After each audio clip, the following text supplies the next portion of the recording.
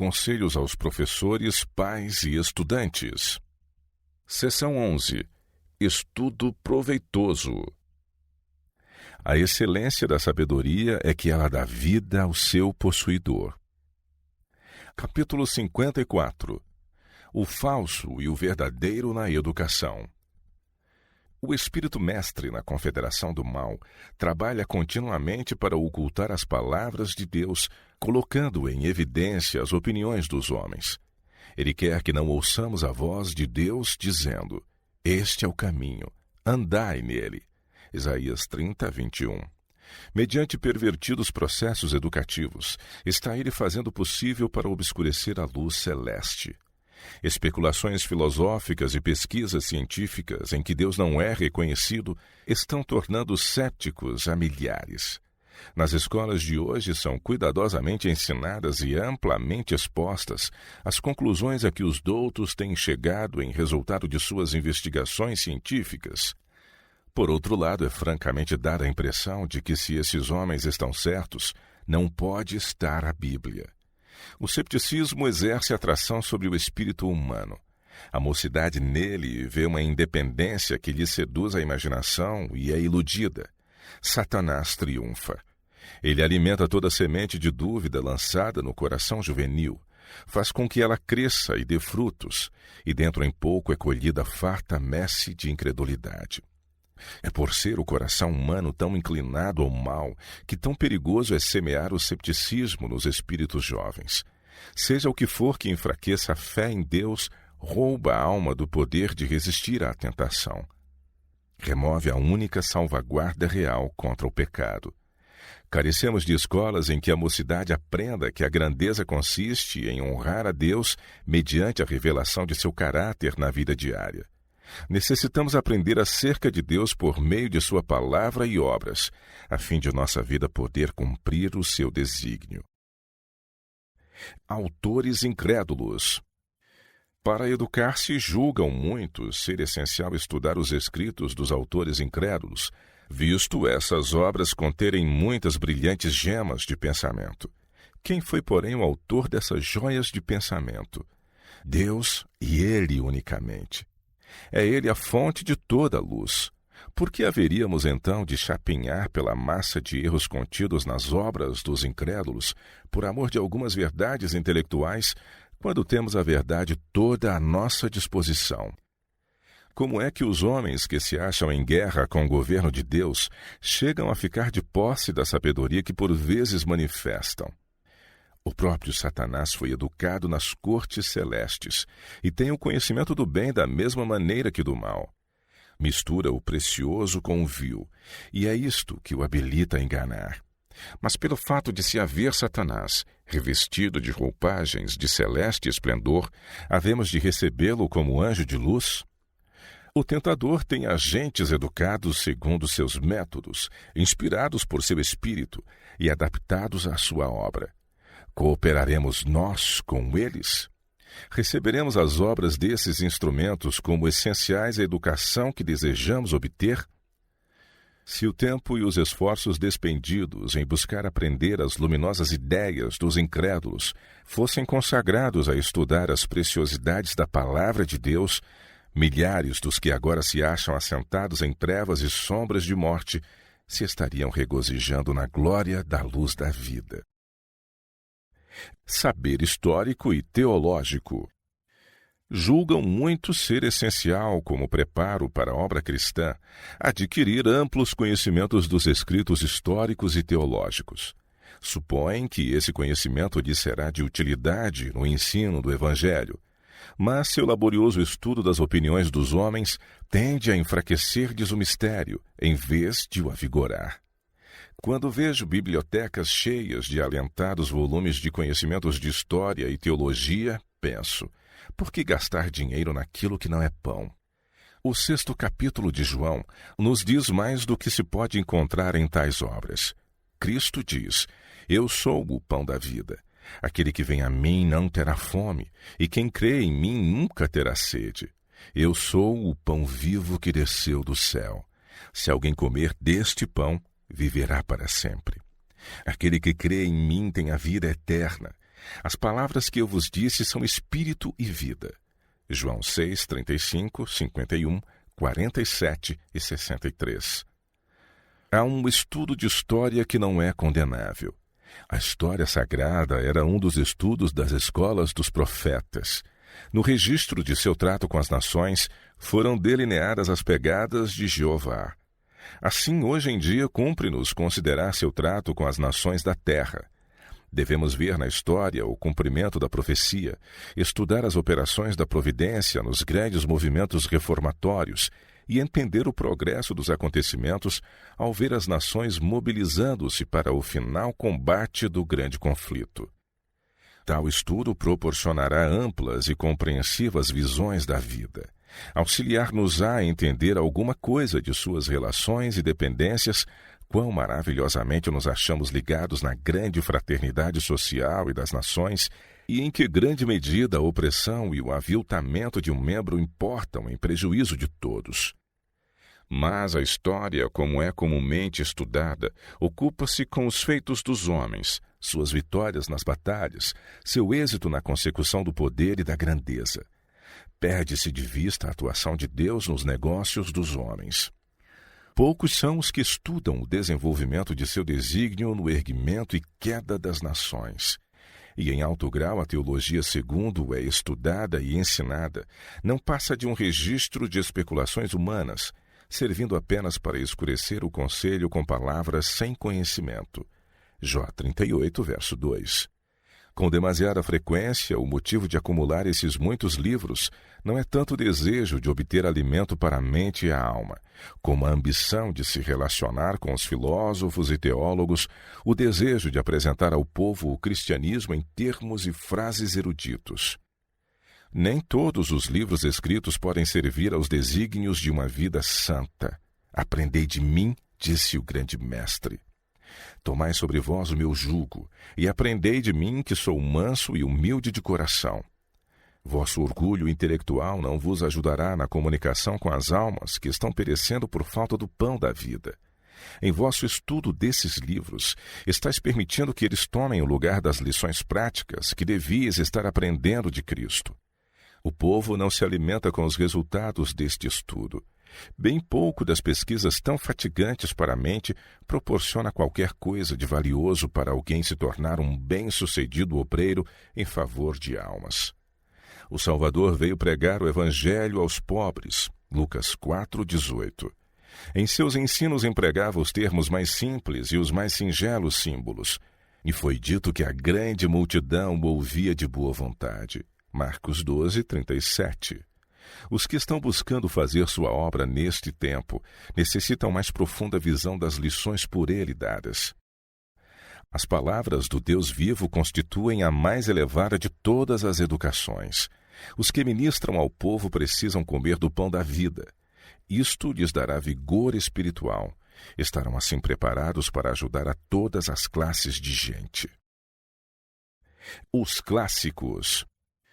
Nos colégios e universidades, milhares de jovens consagram grande parte dos melhores anos da vida ao estudo do grego e do latim. E enquanto se acham empenhados nesses estudos, a mente e o caráter são moldados segundo os maus sentimentos da literatura pagã, cuja leitura é, em geral, considerada parte essencial ao estudo destas línguas. Os que estão familiarizados com os clássicos declaram que as tragédias gregas se acham repletas de incesto, homicídio e sacrifícios humanos a deuses concupiscentes e vingativos. Incomparavelmente melhor seria para o mundo se a instrução obtida de tais fontes fosse dispensada. Andará alguém sobre as brasas sem que se queimem os seus pés? Provérbios 6:28. Quem do imundo tirará o puro? Ninguém. Jó 14, verso 4. Poderemos então esperar que a juventude desenvolva caráter cristão, enquanto sua educação é moldada pelos ensinos daqueles que desafiam os princípios da lei de Deus? Ao sacudirem de si as restrições e imergirem em descuidosos divertimentos, dissipação e vício, os estudantes não fazem mais que imitar aquilo que lhes é de contínuo apresentado à mente mediante esses estudos. Há carreiras em que é necessário o conhecimento do grego e do latim, Alguns precisam estudar essas línguas, mas o conhecimento das mesmas requerido para fins úteis pode ser obtido sem o estudo de literatura corrupta e corruptora. E o conhecimento do grego e do latim não é necessário a muitos. O estudo das línguas mortas deve ser posposto às matérias que ensinam o devido uso de todas as faculdades físicas e mentais. É tolice dedicarem os estudantes o tempo à aquisição de conhecimentos de línguas mortas ou de livros de quaisquer ramos, com prejuízo do preparo para os deveres práticos da vida. Que levam consigo os estudantes ao deixarem a escola? Para onde vão? Que terão de fazer? Possuirão eles o conhecimento que os habilitará a ensinar outros? Terão sido educados para serem verdadeiros pais e mães? Poderão colocar-se à testa de uma família como sábios instrutores? A única educação digna deste nome é a que leva moços e moças a se tornarem semelhantes a Cristo, que os habilita a se desempenhar das responsabilidades da vida e dirigir sua família. Tal educação não se adquire pelo estudo dos clássicos pagãos. Ficção de alta categoria. Há obras de ficção que foram escritas com o intuito de ensinar verdades ou expor algum grande mal. Algumas dessas obras têm feito bem, têm, por outro lado, operado indizível dano.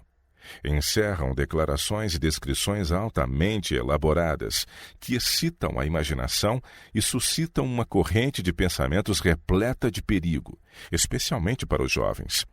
As cenas descritas são repetidamente vividas em sua imaginação. Tais leituras incapacitam a mente para a utilidade, tornam-na inapta para os exercícios espirituais, destroem o interesse na Bíblia. As coisas celestiais pouco lugar encontram nos pensamentos. À medida que a mente se demora nas cenas de impureza descritas, desperta-se a paixão, e o fim é o pecado. Mesmo a ficção que não contém nenhuma sugestão de impureza e que visa ensinar excelentes princípios é nociva. Anima o hábito da leitura apressada e superficial unicamente pela história. Tende assim a destruir a faculdade de pensar com coerência e vigor, incapacita a alma para a contemplação dos grandes problemas do dever e do destino. Alimentando o amor de mera distração, a leitura de ficção cria aversão pelos deveres práticos da vida. Por meio de seu poder excitante e intoxicante, é não raro causa de enfermidades mentais e físicas. Muito desgraçado e negligenciado lar, muito inválido por toda a existência, muito interno de asilo de alienados, chegou a isto mediante o hábito da leitura de novelas. Alega-se muitas vezes que, a fim de se desviar a juventude das leituras sensacionais e indignas, dever-lhes-íamos proporcionar melhor espécie de leitura de ficção. Isto equivale a tentar a cura de um ébrio, dando-lhe em lugar de uísque ou aguardente os intoxicantes mais brandos, como vinho, cerveja ou cidra. O uso destes animaria continuamente o desejo dos estimulantes mais fortes. A única segurança para os bêbados, bem como para o homem temperante, é a total abstinência. A mesma regra se aplica ao amante de ficção. A única segurança é a total abstinência. Mito e contos de fadas. Na educação das crianças e dos jovens, dá-se agora importante lugar aos contos de fadas, mitos e histórias imaginárias. Usam-se nas escolas livros desta natureza e encontram-se também os mesmos em muitos lares. Como podem pais cristãos permitir que seus filhos usem livros tão cheios de mentiras? Quando as crianças pedem a explicação de histórias tão contrárias aos ensinos recebidos de seus pais, a resposta é que essas histórias não são verdadeiras, mas isto não dissipa os maus resultados do uso das mesmas. As ideias apresentadas nesses livros desencaminham as crianças, comunicam falsas ideias da vida, suscitando e nutrindo o desejo pelo irreal. O vasto uso desses livros em nossos dias é uma das astutas maquinações de Satanás. Ele está procurando desviar a mente tanto de velhos como de moços da grande obra da formação do caráter.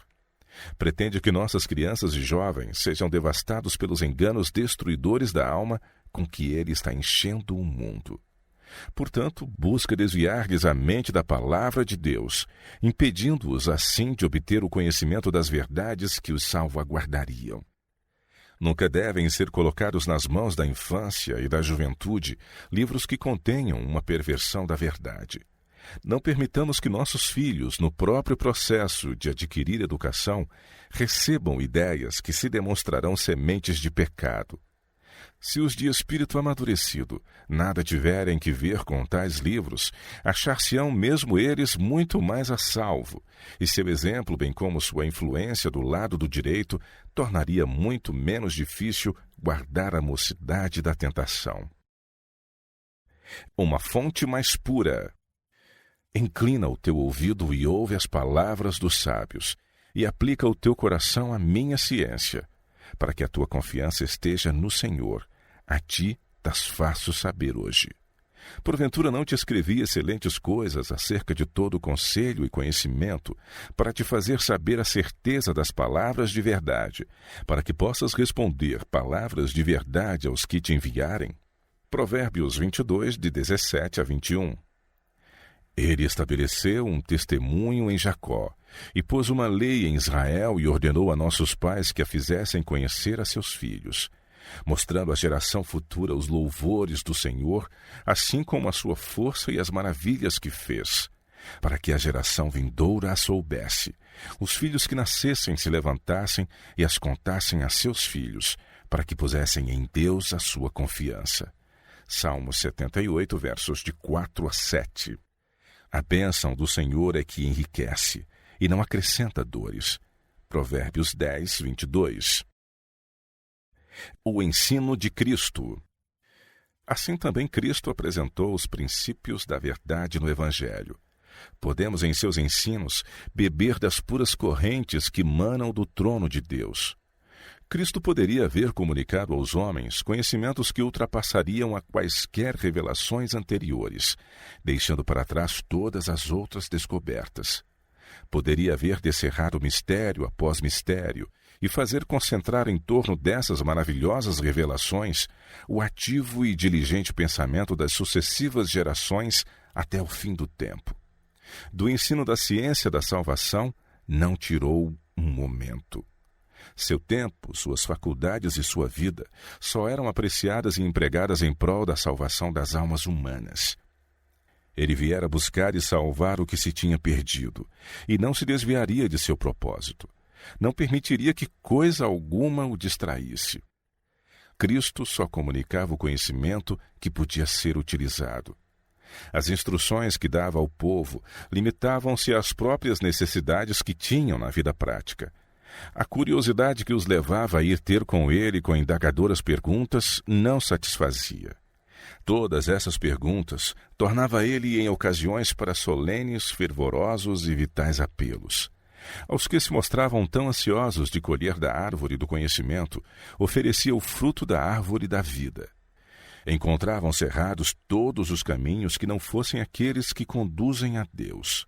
Fechadas estavam todas as fontes, a não ser a da vida eterna. Nosso Salvador não animava ninguém a frequentar as escolas dos rabinos de sua época, pela razão de que a mente se corromperia com o continuamente repetido dizem ou foi dito. Como, pois, devemos nós aceitar as instáveis palavras humanas como exaltada sabedoria, quando se encontra ao nosso alcance uma sabedoria maior e infalível? O que tenho visto das coisas eternas, bem como o que tenho testemunhado da fraqueza da humanidade, tem me impressionado profundamente o espírito e influenciado a obra de minha vida. Nada vejo por que seja o homem louvado ou glorificado. Não vejo razão alguma para que as opiniões dos sábios mundanos e dos chamados grandes homens devam merecer confiança e ser exaltadas. Como podem aqueles que se acham destituídos de divina iluminação possuir ideias acertadas quanto aos planos e aos caminhos de Deus? Eles ou negam inteiramente e passam por alto sua existência, ou limitam-lhe o poder segundo suas próprias finitas concepções. Prefiramos ser instruídos por aquele que criou os céus e a terra, que pôs por ordem as estrelas no firmamento e ao sol e à lua designou a sua obra. Conhecimento que se pode utilizar. É justo que a mocidade sinta dever atingir o mais alto desenvolvimento das faculdades mentais. Não quereríamos restringir a educação a que Deus não pôs limites. Mas nossas consecuções de nada valerão se não forem utilizadas para a honra de Deus e bem da humanidade. Não é bom sobrecarregar a mente de estudos que exigem intensa aplicação, mas que não são introduzidos na vida prática. Tal educação será prejudicial ao estudante, pois esses estudos diminuem o desejo e a inclinação para aqueles outros que o habilitariam a ser útil e tornariam capaz de se desempenhar de suas responsabilidades. Um preparo prático é muito mais valioso que qualquer soma de teoria. Não é mesmo suficiente possuir conhecimentos. Precisamos ter habilidade para os empregar devidamente. O tempo, os meios e o estudo que tantos gastam para obter uma educação relativamente inútil deviam ser consagrados em adquirir um preparo que os tornasse homens e mulheres práticos, aptos a assumir as responsabilidades da vida. Tal educação teria o mais alto valor. Educação do coração. O que precisamos é de conhecimento que robusteça a mente e a alma, que nos torne homens e mulheres melhores. A educação do coração é de valor incomparavelmente maior que o mero saber dos livros. É bom, mesmo essencial, possuir conhecimento do mundo em que vivemos, mas se deixarmos a eternidade fora de nossas cogitações, sofreremos um fracasso de que jamais nos poderemos reabilitar. Se a mocidade compreendesse a própria fraqueza, buscaria em Deus a sua força. Se buscarem ser ensinados por Ele, tornar-se-ão sábios em sua sabedoria. A vida lhes será frutífera em bênçãos para o mundo. Se, porém, dedicarem a mente a um mero estudo especulativo e mundano, separando-se assim de Deus, perderão tudo quanto enriquece a vida. Adquirir a educação superior quer dizer tornar-se participante da natureza divina. Significa imitar a vida e o caráter de Cristo, de maneira a colocar-nos em posição vantajosa enquanto combatemos as batalhas da vida. Importa em obter diárias vitórias sobre o pecado. Ao buscarmos essa educação, temos como companheiros os anjos de Deus. Quando o inimigo vem como uma inundação, o Espírito do Senhor arvorará contra ele uma bandeira em nosso favor.